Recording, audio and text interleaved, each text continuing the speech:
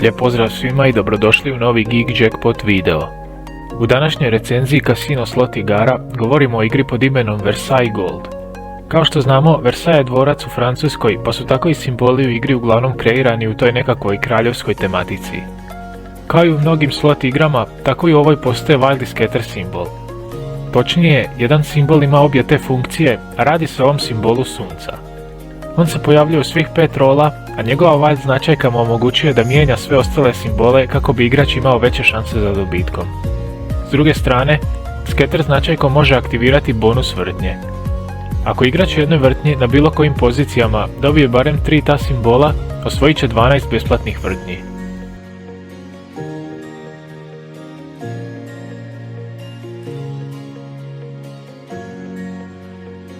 Prije nego što besplatne vrtnje počnu, jedan simbol će se odabrati kao proširujući.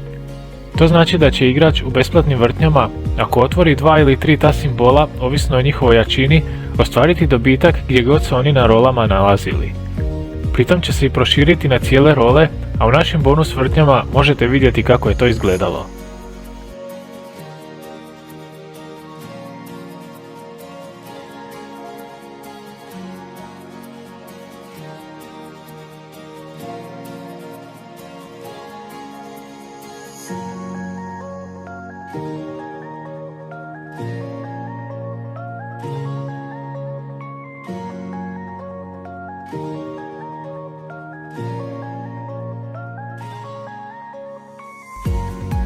U ovoj igri smo istražili i njezin RTP, a on iznosi 96,09%.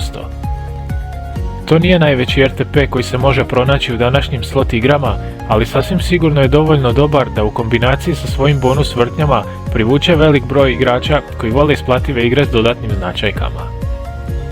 Što se tiče naše recenzije za igru Versailles Gold, to bi bilo to, a vas pozivam da se besplatno pretplatite na ovaj kanal ako su vam privlačni ovakvi i slični sadržaji. Pozdrav do idućeg videa.